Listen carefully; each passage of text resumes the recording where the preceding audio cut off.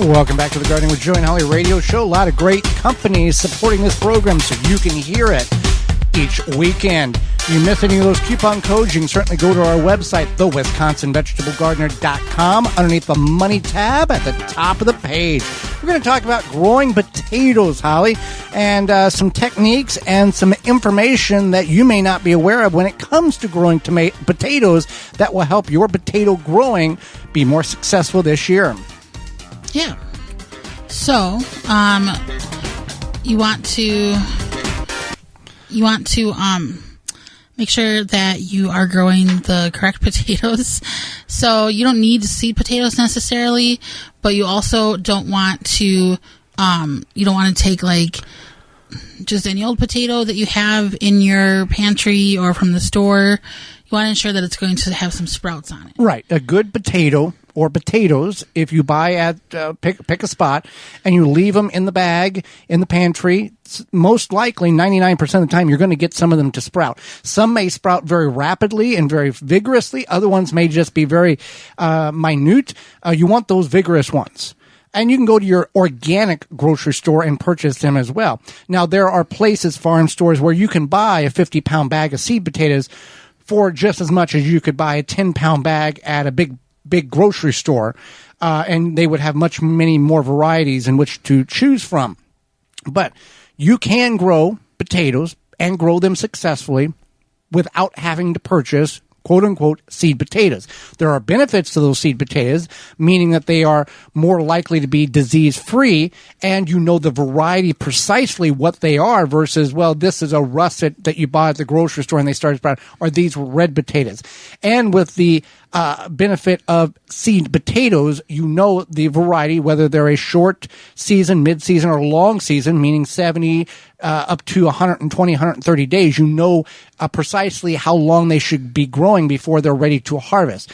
You can do some research and find out when you buy a bag of potatoes from your grocery store what they specifically are, where they've originated from, and the variety or like varieties, and approximately the time frame. Is it going to take 80 days to reach maturity before they start dying back, or they're going to be 130 like a fingerling potato may be? So it does work both ways. Now, one thing I want to know is this is not the same process for like a sweet potato or a yam.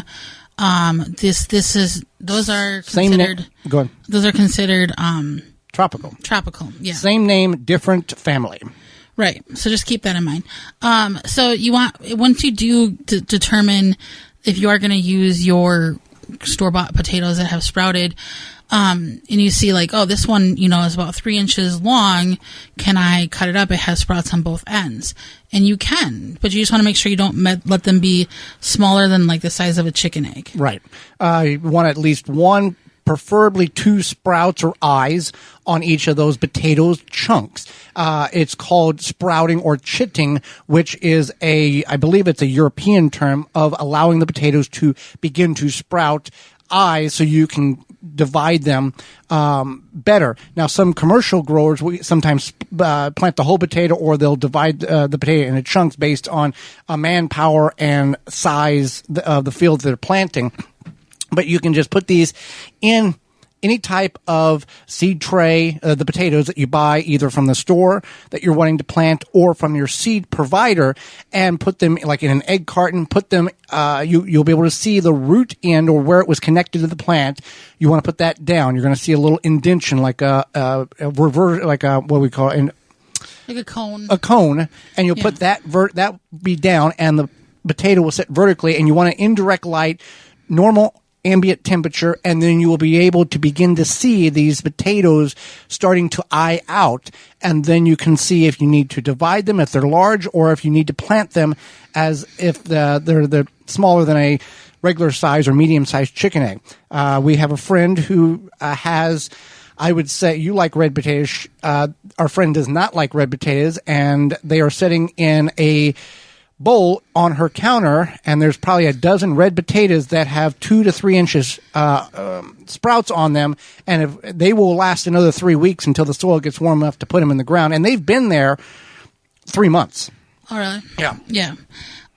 So if you do decide to cut up your potatoes, you can let them scab over, but say you forgot. can you just put them in the ground without letting You can put them in the ground without putting anything on that scab. If your time is limited, you got the potatoes, you're going to plant them tomorrow morning, you divided them or you cut them up tonight, you can throw them in the ground tomorrow. That's not going to be detrimental. There is the opportunity, a higher probability that an insect may get in there and start eating that potato because that is a fresh scab. If you are able to do 2 or 3 days in advance to allow them to scab over, or roll them in the cut portion in some sulfur, that will also limit or slow down or prevent some insects from eating the potato and not allowing you to have a potato to grow. Yeah. So let's talk about what you put in the hole at the time of planting. Well, first, let's talk about where you want to put these potatoes. Full sun. Full sun. Potatoes need anywhere from 70 to 120, 130 days to reach maturity. You will want full sun and good, rich, nutrient-rich soil with water. You got to have water, which goes without saying. But they will get, I believe, what is it called? Black and heart. I think that's the wrong term. Where you will have a potato that's full size. You cut it open, and there's like a black hard marble inside of it. Where it didn't get enough water, and then it got more water, and then it continued to grow. Everything around that is fine, but when you bake it and you cook with it, you want to remove that blackened part. Okay, yeah. So you want to make sure you get the full sun and you have a place to plant them. And then when you do plant them, you don't need to hill them. You can hill them, but you don't need to. You don't need to hill them. We have done no-dig potatoes where we have loosened the soil up where we intend to plant them so we can nest them in the soil, and then we throw straw, dry grass clippings, leaves, 2 or 3 foot tall mound over these and just walk away from them. We do apply fertilizer on that loose soil before we apply the coverage, and it works very well. Was that just a general NPK? A general NPK, organic fertilizer. If you want to, precisely know what you need, a soil test is great. Sulfur is a really good key. They want some nitrogen, but they don't need a whole lot of nitrogen. You want to, if you're going to do planting in a trench, you want to add potash to the recommended rate on the bag in order to get the nutrient value in which it needs for the potato. Okay, so hollow heart is what it's called. Hollow heart, okay. Black spot or hollow heart is what it's called when that black spot is inside that potato. It's simply because there was not enough moisture in the growing, and then it got moisture and it continues to grow. It had like a little growth problem. Right. Deficiency. There we go. That's what I was looking for. So you want to make sure your soil temp is going to be consistently 50 degrees at the planting zone, the planting depth. The root zone. Yeah. So, and you also want to make sure there's no chance of freeze. I mean, obviously you can't control the weather, but you want to be past the chance of a hard freeze. If it's going to frost, it could be okay, but not a freeze. A hard frost is going to kill the tops off if they're above ground, and the plant will regrow that top growth.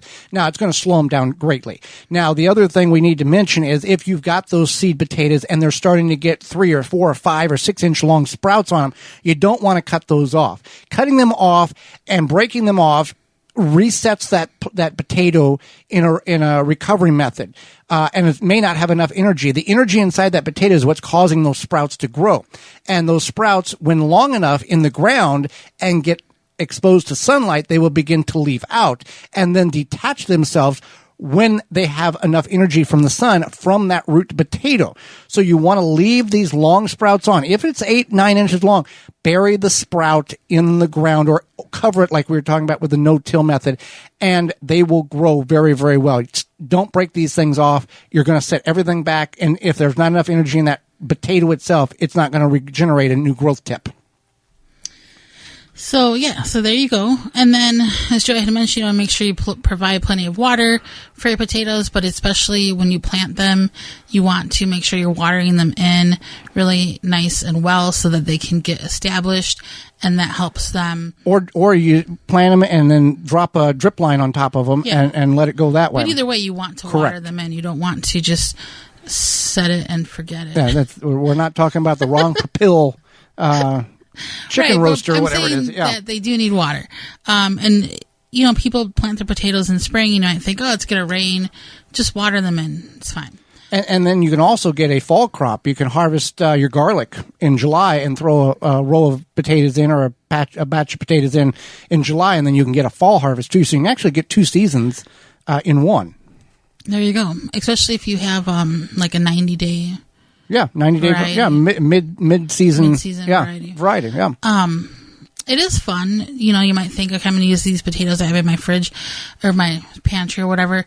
It is fun to look at a seed potato catalog company, whatever, and see what varieties they have, because they have like blue potatoes, purple potatoes, things like that. So something different. If you are, you know, kind of a foodie, chef, home chef, whatever, look at your options. You know, it might not hurt to buy just a couple pounds. And in those catalogs, or you can just do an internet search, they will tell you, there's charts that this type of potato is good for frying. This one's good for baking. It's not a one-all, fix-all deal. And if you're going to grow potatoes, highly encourage you to get a soil test, because we cannot grow potatoes in our big garden for nothing. But we can grow them at your sister's backyard, phenomenal, and in our front yard, 75% good. Yeah. Just it doesn't work in our big garden. Our soil is not, and we've done what we need to do, and it just does not work. So this don't be discouraged. My sister's garden, she grew fingerling potatoes, and they look like Russ's. Yeah, they were so large. Yeah. And you can, you want to harvest these when the plants begin to die back is when the time to harvest them are. Typically, you're looking at 10 weeks, 11, 12 weeks before, and not all of them are going to put flowers on, and the flowers do not indicate the color of the potato, and some of them will have little green balls or little, what mimics a little cherry green tomato that is simply pure seeds or true seeds. Those are toxic. You do not eat them. Don't eat them. Yeah. And there are some people that are purists that like to get those and then start potatoes from them from seed in like late November, early December, and then get a big enough plant in order to transplant it in the ground when the time comes in your particular growing situation. Well, speaking of growing situations, soon it will be warm enough that we can get in the garden and start doing what we need to do. And that in turn will ignite the Japanese beetles and grubs that are in your yard. And we want to stop that before it gets too bad. Yes, spring is here. So it's time to think about controlling beetles and grubs in your garden or yard. Grub Gone is the best product for this.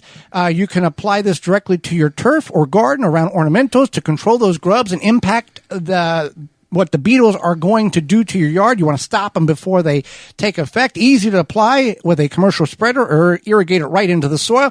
It is designed specifically to target beetles, invaders, without harming beneficial insects like bees, butterflies, and ladybugs. And to be honest, it's the only non-chemical that works. You can find out more at phyllumbioproducts.com. That's PHYLLOM bioproducts.com.